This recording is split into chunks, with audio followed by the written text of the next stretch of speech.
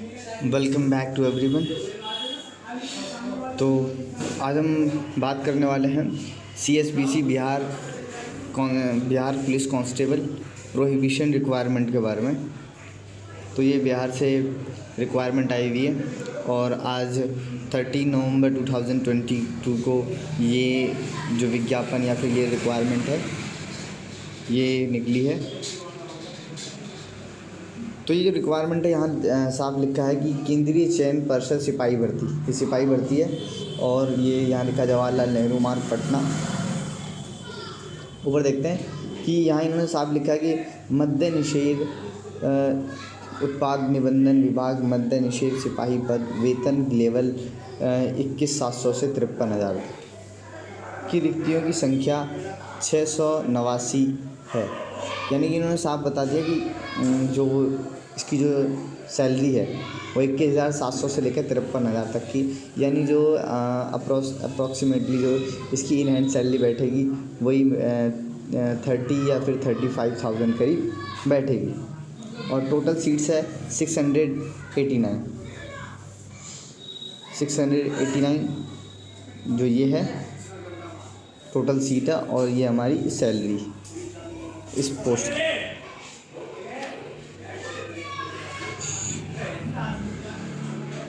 जहाँ लिखा है इन पदों पर नियुक्ति हेतु विज्ञापन 2/2022 जहाँ जारी किया जा रहा है। ऑनलाइन आवेदन भरने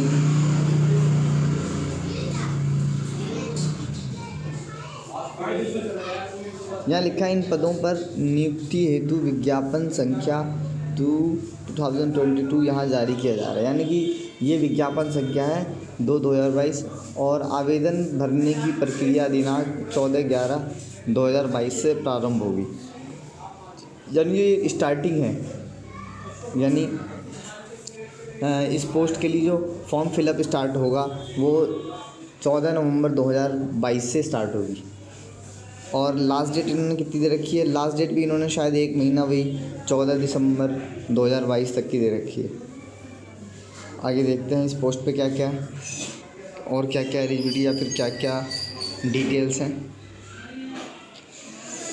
यहाँ देखते हैं एलिजिबिलिटी यानी योग्यता क्या क्या है। नियुक्ति हेतु आवेदन के लिए पात्रता, पहली बात भारत का नागरिक हो। शैक्षिक योग्यता देखते हैं 10+2 यानी इंटरमीडिएट कर रखा हो 1/1/2022 यानी 1 जनवरी 2022 से पहले 10+2 इंटरमीडिएट कर रखा। वो चाहे मदरसा बोर्ड से पास आउट हो या संस्कृत बोर्ड से भी पास आउट हो, तब भी वो चीज़ क्या होगी, एलिजिबल होगा। लेकिन वो मदरसा बोर्ड या संस्कृत बोर्ड से हो, भारत सरकार द्वारा मान्यता प्राप्त शैक्षिक अर्हता होगी तो ही वो एलिजिबल होगा वो कैंडिडेट। आगे देखते हैं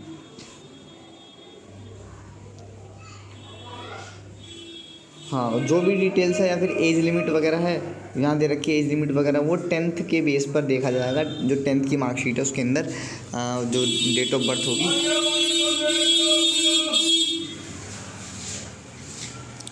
जो 10th की हमारी मार्कशीट है उसके बेस पर ही देखा जाएगा कि जो एज लिमिट है वो किस हिसाब से कौन एलिजिबल है और कौन नहीं है। तो इन्होंने एज लिमिट दे रखी है जो अनारक्षित वर्ग है यानी अनरिजर्व कैटेगरी, उसके लिए जो 18 साल से लेकर और 25 साल लास्ट, यानी लिमिटेशन इसकी 25 ईयर्स है। जो कैंडिडेट 25 साल से नीचे और 18 साल से ऊपर है वो अनरिजर्व कैटेगरी में आते हैं, वो इस फॉर्म को फिल कर सकते हैं। थोड़ी थोड़ी रिलैक्सेशंस दे रखी हैं बाकी कैटेगरीज़ को। ऐसे पिछड़ा वर्ग या अत्यंत पिछड़ा वर्ग उनको 18 वर्ष से लेकर 27 वर्ष तक यानी 2 साल का रिलैक्सेशन दे रखा है। ऐसी पिछड़ा वर्ग या अन्य पिछड़ा वर्ग OBC वगैरह है उनको भी 3 साल का रिलेक्शन नहीं, 28 साल तक के कैंडिडेट फिल कर सकते हैं फॉर्म को। उसके बाद आते हैं अनुसूचित जाति SC या ST वगैरह, तो वो सब भी 18 से लेकर 30 साल तक यानी इनको 5 साल का रिलैक्सेशन दे रखा है। ऐसी और भी कैटेगरीज़ हैं जिनको रिलैक्सेशंस मिली हुई है। जैसे यहाँ देखो इन्होंने दे रखा है कि जो बिहार में सरकारी सेवकों को उच्चतर वेतनमान की सेवा संवर्ग में जाने के लिए प्रतियोगिता परीक्षाओं में जाने हेतु अधिकतम आयु सीमा 5 वर्ष छूट दी जाए।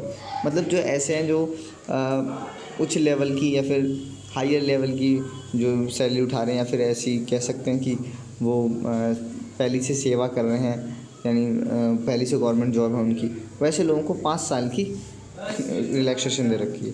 असैनिक पदों पर जो सैनिक हैं उनको भी 3 साल की वो दे रखा है। और इन्होंने बता रखा है कि वास्तविक उम्र कट ऑफ स्थिति तक 57 साल ना हो, यानी जो सैनिक पद के लिए उनके लिए अलग रिजर्वेशन दे रखी है। तो ऐसी और भी कैटेगरीज हैं जिनको रिलैक्सेशन दे रखा है। तो आगे देखते हैं, बाकी आप रोक के पढ़ सकते हैं इसे। आगे देखते हैं अभ्यर्थी का शारीरिक मानदंड, यानी आप देखते हैं कि जो फिज़िकल क्या क्या चीज़ें, फिज़िकल एलिजिबिलिटी क्या क्या होनी चाहिए इस फॉर्म को फिल करने के लिए। तो पहली बात ऊंचाई में जो अनारक्षित वर्ग है अनरिजर्व, उसके लिए 165 सेंटीमीटर लंबाई होनी चाहिए, और अन्य पिछड़ा वर्ग के लिए 160, और अनुसूचित जाति के लिए 160, सभी वर्गों की महिलाओं फीमेल्स के लिए 155 सेंटीमीटर। नेक्स्ट है हमारा आगे जो एलिजिबिलिटी ऊंचाई के बाद यानी लंबाई के बाद है सीना यानी चेस्ट, और पुरुषों के लिए ये सिर्फ पुरुषों पर अप्लाई होता है। इसमें अनारक्षित वर्ग जो अनरिजर्व कैटेगरी है वो बिना फुलाए उनका जो सीना होना चाहिए वो होना चाहिए 81 सेंटीमीटर कम से कम न्यूनतम, और फुलाने के बाद 86 सेंटीमीटर कम से कम होना चाहिए अगर वो अनरिजर्व कैटेगरी के अंदर है तो वो एलिजिबल है। आगे इन्होंने दे रखा फुलाने के बाद सीना की माप में कम से कम 5 सेंटीमीटर का अंतर होना अनिवार्य होगा, मतलब फुलाने के बाद कम से कम 5 सेंटीमीटर का फ़र्क होना चाहिए। अगला है अत्यंत पिछड़ा वर्ग के लिए 81 सेंटीमीटर बिना फुलाए, 86 फुलाकर। आगे इसमें कि अनुसूचित जाति के लिए बिना फुलाए 79, फुलाकर 84। महिलाओं के लिए सीना की मापी नहीं होगी, मतलब इन्होंने साफ होकर रखा और वैसे भी नहीं होती। वजन देखते हैं, वेट क्या है इसके अंदर, वेट क्या क्या चीज़ें होनी चाहिए। इन्होंने वेट में सीधा ऊपर ही लिखा है यहाँ पर कि 48 किलोग्राम होना आवश्यक, मतलब चाहे वो सही वर्ग के महिला उम्मीदवारों के लिए, अच्छे महिलाओं के लिए वेट महिलाओं के लिए 48 किलोग्राम कम से कम होना चाहिए। और ये है हमारा थर्ड जेंडर या ट्रांसजेंडर जो है, इनके मापदंड जो है वो महिलाओं के अकॉर्डिंग होगा, मतलब इन्होंने जितनी भी एलिजिबिलिटी महिलाओं की रखी है सेम एलिजिबिलिटी एक ट्रांसजेंडर या थर्ड जेंडर की भी होगी, और उनको भी रिलैक्सेशन वगैरह दे रखे हैं, वो आगे देखते हैं। हाँ, इन्होंने देखो नियुक्ति की प्रक्रिया यानी सिलेक्शन कैसे होगा। तो सिलेक्शन सबसे पहला होगा लिखित परीक्षा, यानी एक रिटन टेस्ट होगा, रिटन एग्ज़ाम। उसके तहत बोला है कि लिखित परीक्षा का स्तर बिहार विद्यालय परीक्षा समिति की 10वीं कक्षा अथवा समकक्ष स्तर का होगा, यानी 10th लेवल जो बिहार बोर्ड में 10th लेवल का जो सिलेबस होता है उसके अकॉर्डिंग, यानी उसी के समान जो हमारा लिखित परीक्षा है फिर रिटन एग्ज़ाम है वो होगा। और 100 अंकों की परीक्षा होगी, 2 घंटे का वक्त मिलेगा, प्रश्न पत्र 2 घंटे का होगा, 100 क्वेश्चंस होंगे और सारे क्वेश्चन एक नंबर के होंगे। OMR शीट पे होगा, OMR शीट पे लिया जाएगा। इसका जो पाठ्यक्रम है वो सिलेबस देखते हैं। इसका जो पाठ्यक्रम है वो इन्होंने बोल दिया 10वीं कक्षा के, मतलब 10वीं कक्षा का सिलेबस होगा बिहार विद्यालय समिति का जो बिहार बोर्ड से है।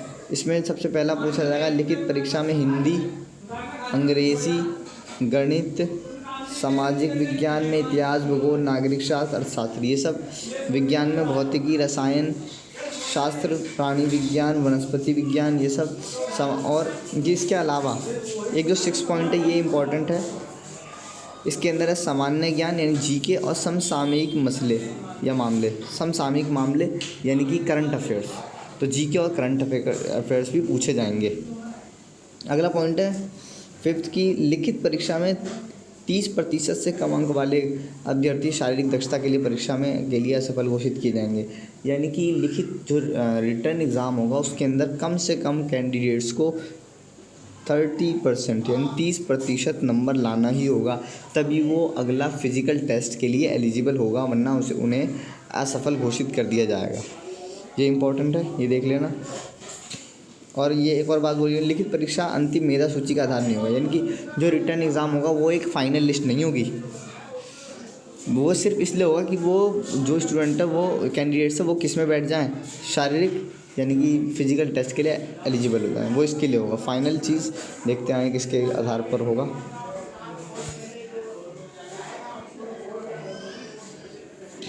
और उसके बाद क्या बोला है, बाकी तो ऐसी दे रखी है। अब देखते हैं द्वितीय चरण। अब सेकंड चरण में वही होगा, फिजिकल टेस्ट। फिजिकल टेस्ट में इन्होंने बोल दिया दौड़ इन्होंने आप इसको वीडियो रोक कर पढ़ सकते हैं कि किस हिसाब से मार्क्स मिलेंगे। जैसे अगर कोई पहले तो बात है कि जो दौड़ होगी वो 1.6 किलोमीटर में होगी और 6 मिनट में। तो जो कैंडिडेट 5 मिनट में ही कंप्लीट कर लेता है उसको 50 मार्क्स मिलेगा। जो 5 से कम या 5 मिनट 20 सेकंड में करेगा उसको 40 मिनट। तो इस अकॉर्डिंग और इस टाइम के अकॉर्डिंग जो जितनी जल्दी करेगा उतने मार्क्स उसको उस हिसाब पर मिलते रहेंगे। तो ये, लेकिन लास्ट 6 मिनट से ज़्यादा समय लेने वाले, जो 6 मिनट से ज़्यादा टाइम लेंगे उसको असफल घोषित कर दिया जाएगा। आगे है महिलाओं के लिए भी ऐसी है। देखो 1 किलोमीटर की दौड़ होगी 5 मिनट में, और जो 4 मिनट से कम में कर लेंगी उसको 50 अंक, और बारी वैसे ही जो ज़्यादा टाइम लेता रहेगा उसके अकॉर्डिंग उसको मार्क्स दिए जाएंगे। ये है। और यहाँ भी बोला जो 5 मिनट से ज़्यादा समय लेंगी उन्हें असफल घोषित कर दिया जाएगा। अब है गोला फेंक होगा। गोला फेंक में भी जो एक तो बोला 16 पाउंड का गोला न्यूनतम 16 फीट फेंकना होगा, कम से कम 16 फीट फेंकना होगा और 16 पाउंड का होगा वो। तो जो 16 फीट से 17 फीट फेंक देगा 9 अंक, और जो जितना ज़्यादा फेंकेगा उसको उतने ज़्यादा मार्क्स मिलेंगे। इसे रोक कर पढ़ लें। आगे देखते हैं। ऐसी महिलाओं के लिए है कि 12 पाउंड का गोला होगा उनके लिए, और 12 फीट कम से कम फेंकना होगा। तो जो जितनी जल्दी या फिर जितने दूर फेंकेगा उसको उस हिसाब से मार्क्स मिलेगा। नेक्स्ट है ऊंची कूद के अंदर 25 मार्क्स मिलेंगे, और न्यूनतम ऊंचाई 4 फीट, कम से कम 4 फीट कूदना होगा। न्यूनतम ऊंचाई होगी वो। 4 फीट फेंकने वालों को 13 मार्क्स मिलेगा, 4 से 4 इंच वालों को 17, और 4 फीट से 8 इंच वालों को 21 नंबर, जो 5 फीट फेंक देगा उसको 25 अंक मिलेंगे। ऐसी महिलाओं के लिए है 3 फीट ऊंचाई यानी कूदना होगा, उसमें 3 फीट कूदने वालों को 13, और 3 फीट 4 इंच वालों को 17, 3 फीट 8 इंच वालों को 21, और जो 4 फीट हो जाता है उसको 25 मार्क्स मिलेंगे। तो ये है फिज़िकल एलिजिबिलिटी।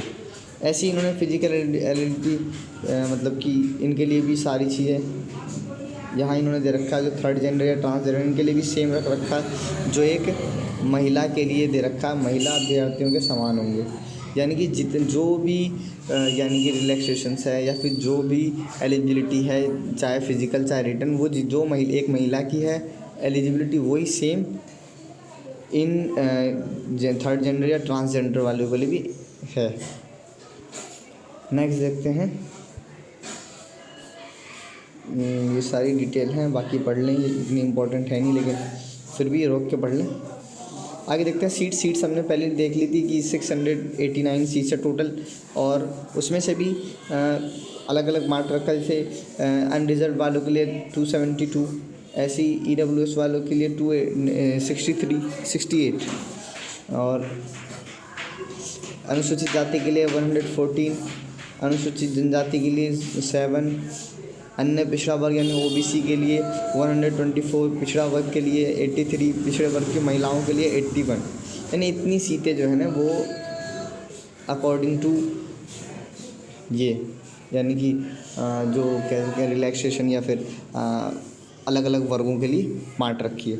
और एक ये कॉलम है, इस कॉलम में सीधा सीधा बोला है कि 25% क्षैतिज आरक्षण के फलस्वरूप महिलाओं के लिए अनुमान्य पदों की संख्या, यानी कि महिलाओं को आरक्षण दे रखा है इसमें 35%। तो टोटल सीट 230 सीट महिलाओं के लिए फिक्स है। कुछ बैकलॉग संख्या की सीट है जो 9 सीट है।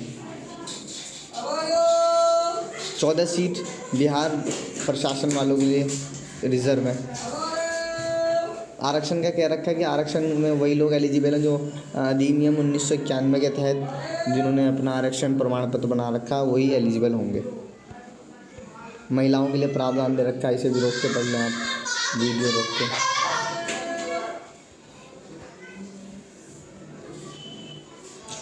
नीचे आएंगे हम। इन्होंने बोला है कि भाई जो भी चीज़ें हैं जो हमने ऊपर पढ़ी थी, शैक्षिक योग्यता या फिर आयु सीमा वगैरह, वो सब 1 जनवरी 2022 से पहले कंप्लीट हो जानी चाहिए, तो ही वो कैंडिडेट एलिजिबल होगा। उसके बाद ये दे रखा है, यानी कि मेडिकल जांच, चिकित्सीय जांच। उसके बाद आवेदन की प्रक्रिया ये रहा, इन्होंने बोल दिया 14/11 से स्टार्ट हो जाएगी, यानी कि 14 नवंबर से स्टार्ट। प्रोहिबिशन डिपार्टमेंट के टैब पर विस्तार से बताया गया, मतलब कैसे कैसे करना, सारी जो डिटेल्स है। जो इसकी मेन वेबसाइट है वो ये है कि www.csbc.bis.nic.in, इस पर जाएं और प्रोहिबिशन डिपार्टमेंट के टैब पर जाकर आप डिटेल से देख सकते हैं कैसे फॉर्म फिल करना, सारे प्रोसेस दे रखा, तो इसे भी देख लें आप। उसके बाद नीचे चलते हैं, फ़ीस क्या है टोटल देखते हैं। तो इन्होंने बोल दिया है कि जो बिहार के अत्यंत पिछड़ा वर्ग या आर्थिक रूप से कमज़ोर वर्ग, अनारक्षित वर्ग, यानी कि जो भी EWS कैटेगरी से हैं या फिर वो क्या नाम है अनरिजर्व कैटेगरी से हैं, चाहे वो महिला हो या पुरुष, उसके लिए आवेदन शुल्क 675 रुपये, यानी 675 रुपये इसकी फ़ीस है। और उसके बाद राज्य के मूल निवासी, अनुसूचित जनजाति मूल निवासी सभी कोटि के लिए, और महिला अभ्यर्थियों, थर्ड जेंडर अभ्यर्थियों के लिए, मतलब कि इन्होंने बताया कि जो बिहार के निवासी हैं और जो अनुसूचित जाति, अनुसूचित जनजाति और सभी महिलाओं के लिए जो बिहार के हैं, उन सब के लिए है 180 रुपये।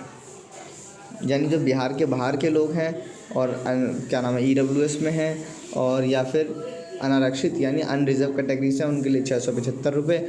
और बाकी जो बिहार के अंदर महिलाएं हैं या फिर जो अनुसूचित जनजाति या अनुसूचित जाति से हैं, वो उनके लिए 180 रुपये। तो इधर रखा ऑनलाइन ही होगा, डेबिट कार्ड या नेट बैंकिंग के थ्रू आपको ये पे करना होगा। और उसके बाद ऑनलाइन मोड में फॉर्म फिल करना है सब। इधर यहाँ ऑनलाइन मोड का दे रखा है। इन्होंने एक बात कही है कि अगर सूचना झूठी या गलत पाई जाती है तो आवेदन रद्द होगा, साथ में आवश्यक कानूनी कार्रवाई भी की जाएगी। तो सारी डिटेल ठीक भरें।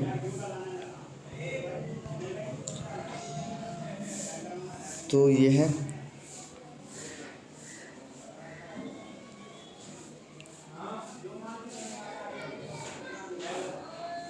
अंतिम तिथि देख लेते हैं।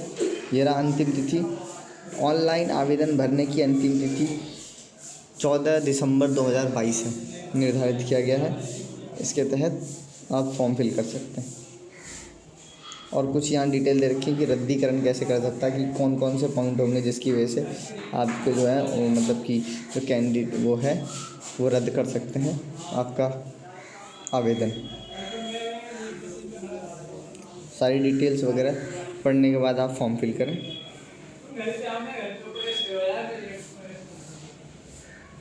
So thank you so much.